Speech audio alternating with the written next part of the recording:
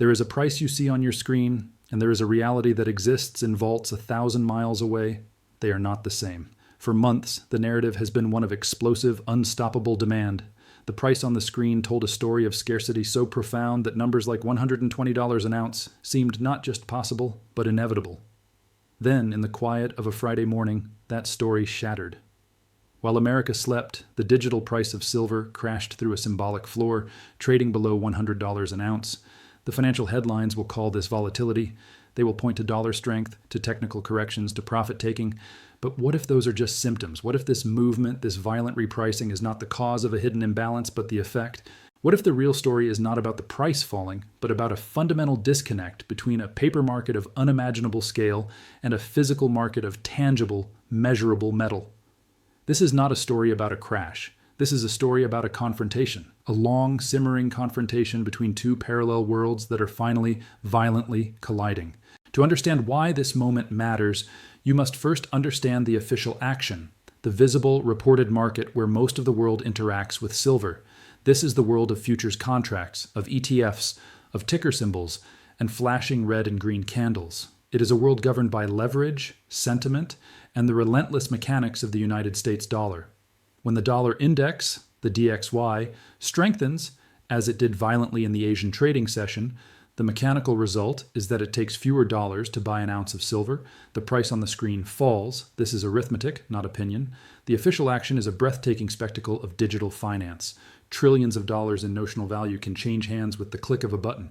Prices can move 20% in a day, as we have just witnessed. This is where algorithms trade against algorithms, where margin calls cascade, and where leveraged positions are obliterated in the dead of night, transferring wealth from the sleeping and unprepared to the vigilant.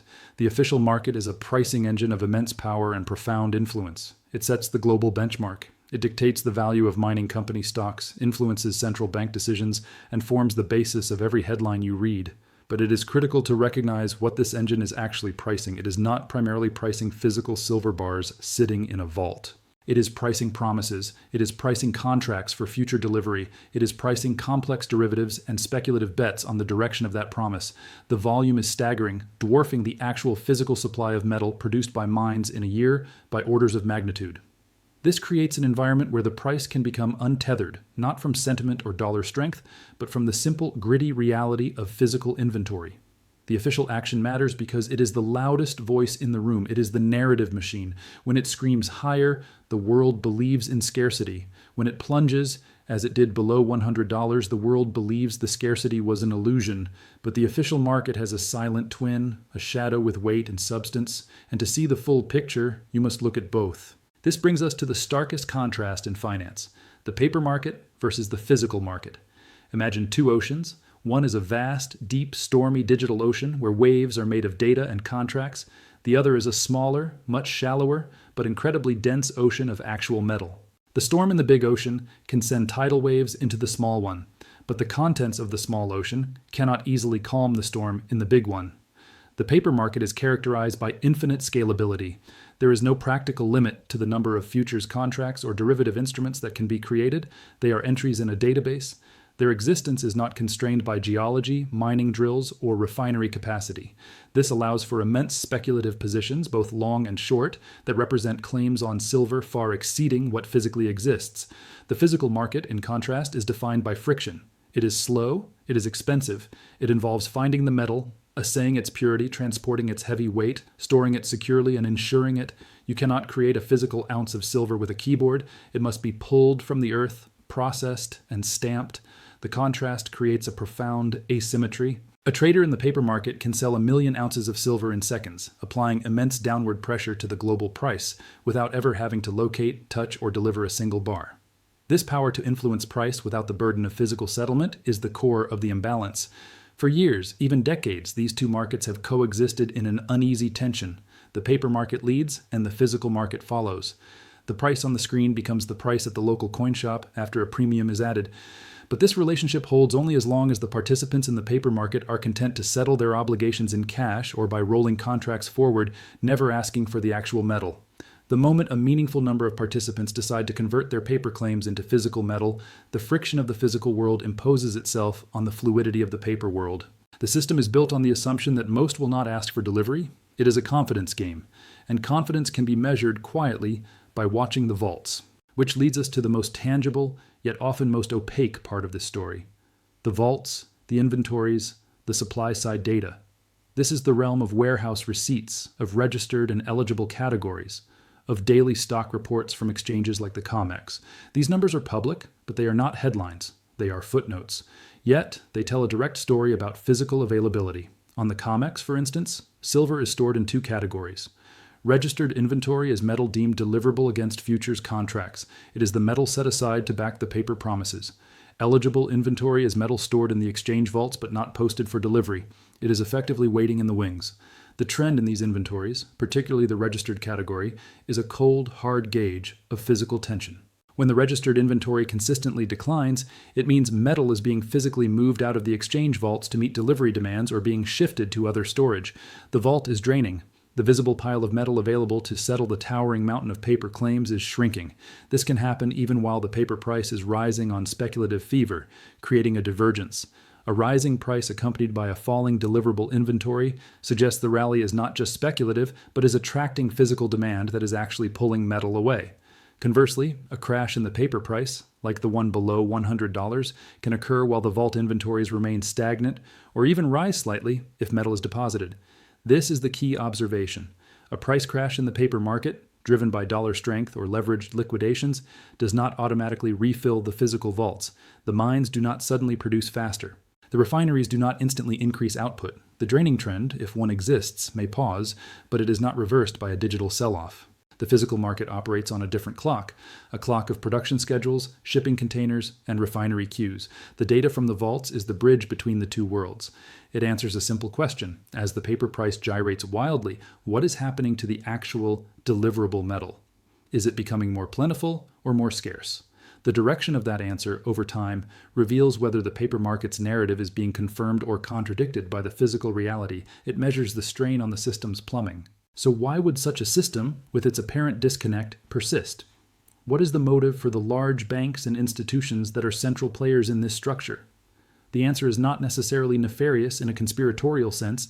It is operational and economic. The official futures and derivatives markets serve critical functions. They provide liquidity, allowing producers like mining companies to hedge their future production by selling contracts today, locking in a price. They allow industrial consumers like solar panel manufacturers to hedge their future needs.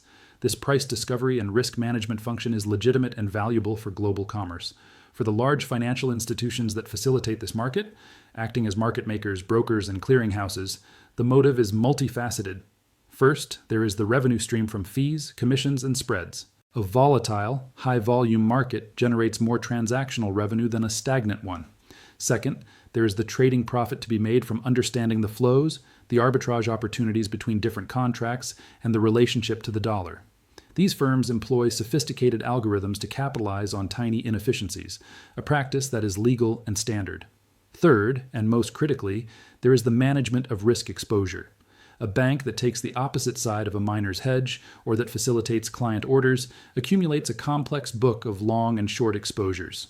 Their primary goal is not to bet on the direction of silver, but to manage their own book to be market neutral, profiting from the flow of business. To do this, they may engage in activities that appear from the outside to be suppressing price, but are internally just hedging.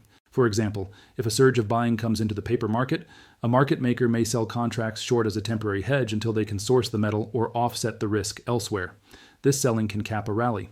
Their motive is not to manipulate price up or down, but to remain solvent and profitable while providing a market for their clients. The system's stability, from their perspective, relies on the vast majority of contracts being cash settled or rolled forward. The physical delivery mechanism is a safety valve, not the main engine. Their entire risk model is predicated on that assumption.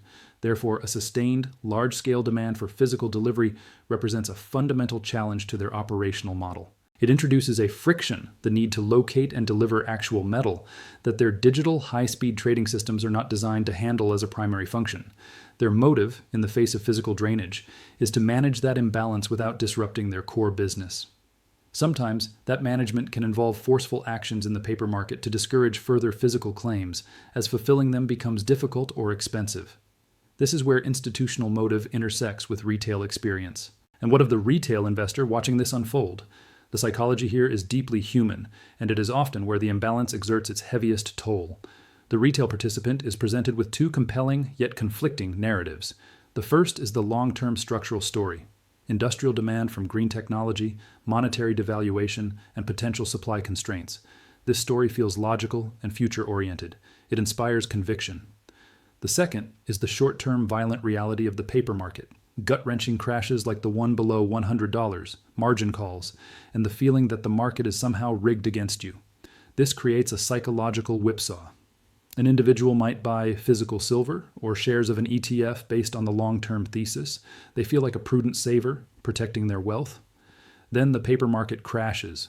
The value of their holding plummets on screen. Fear sets in. The narrative in their mind shifts from "I am protecting my wealth" to "I am losing my wealth."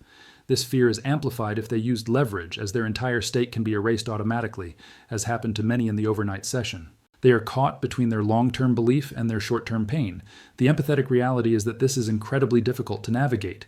It feels irrational to see a price crash when the reasons you bought in the first place, the supposed scarcity, seem unchanged. This leads to distrust, to confusion, and often to selling at a loss precisely when the physical market data might suggest strength.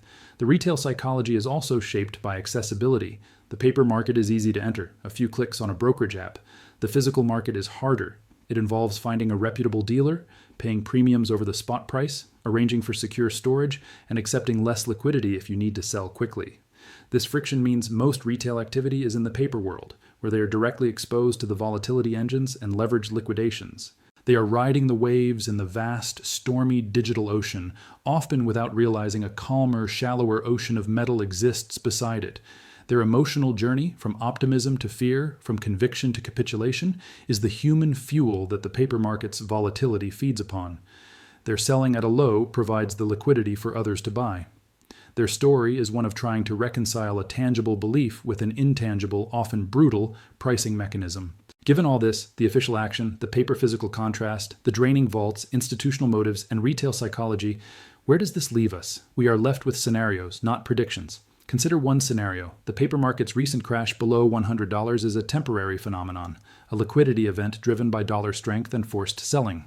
The physical drain in the vaults continues its slow, steady trend. Industrial demand remains firm. In this scenario, the low paper price acts as a magnet for physical buying from entities who see the disconnect.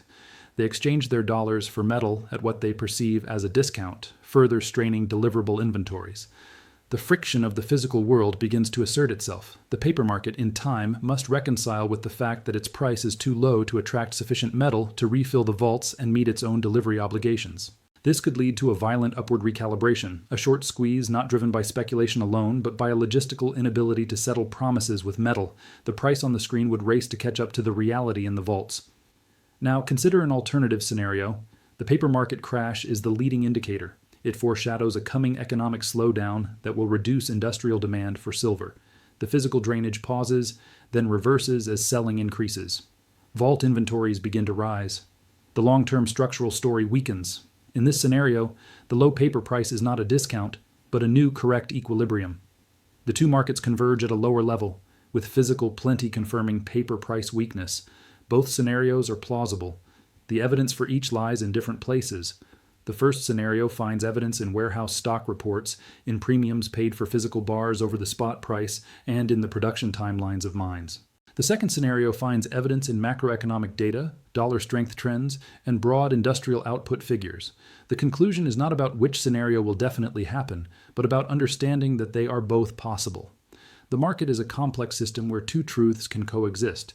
The paper price can be wrong due to leverage and liquidity shocks, and the physical market can be wrong in its assessment of future demand. The tension between these two truths is what creates these pivotal moments, like a crash below $100. It is a moment of stress testing. It tests the confidence in paper claims. It tests the depth of physical inventory. It tests the conviction of every participant, from the largest institution to the individual holder. The only certainty is that these two parallel worlds, the digital and the physical, cannot diverge forever.